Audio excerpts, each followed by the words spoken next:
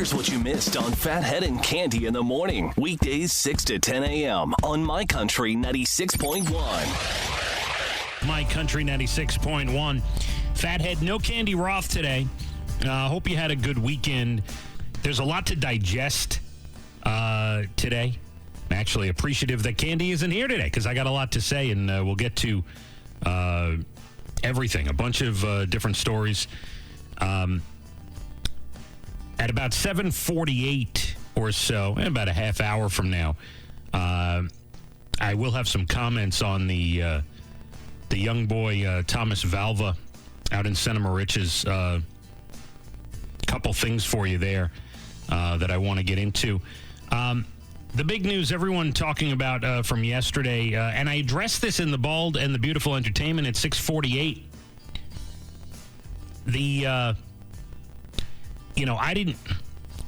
I was a big sports fan in the Kobe era. I'm a huge sports fan. So, I was in my 20s and 30s and into my 40s with Kobe. But, my big basketball watching days were going to the Garden with my dad and the Knicks and the late 80s, early 90s. I remember with the Garden when they wouldn't even open the top section. The Knicks were so bad before Ewing. There'd be 4,000 people in the place that wouldn't even open the top section. And then it became a corporate thing. Every ticket sold out every game once they got good with Ewing. And, that was my era, Michael Jordan. So, my jaw was on the floor when I heard the Kobe news yesterday. Sure, like everyone else, like, that can't be real. It's a joke.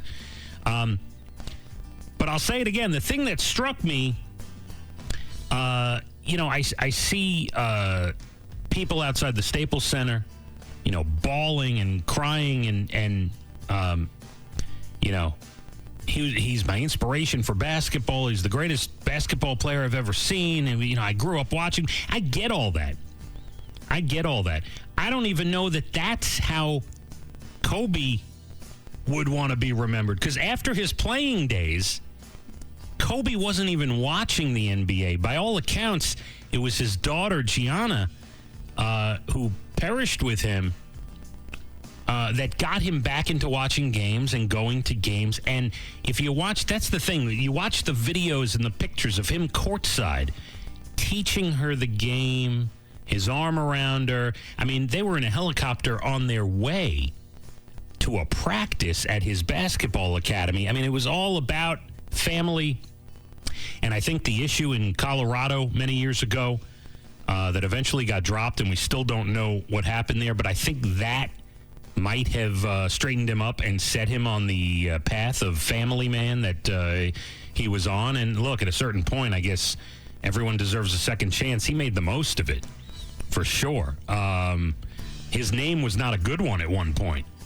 And he really turned his public persona around and really became almost more known as a family man and a father as a basketball player.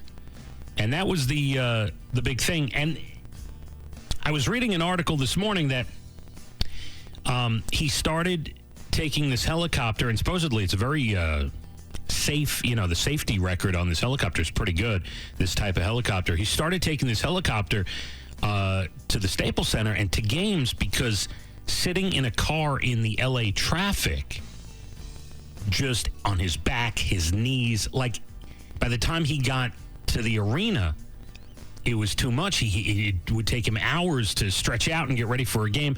So he would fly the helicopter. It was quicker and he would stay loose.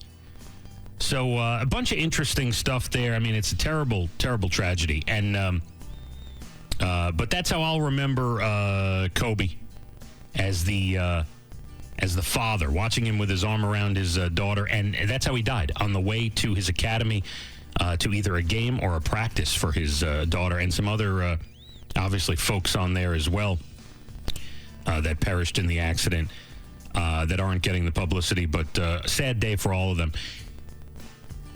Lots to get to. A lot of it not good today. But again, I want to address the situation out in Center Moriches and the community and the family out there. Is obviously a big story going on Long Island, and a lot to get into. We will. Phathead and Cande in the morning, weekdays 6 to 10 a.m. on My Country 96.1.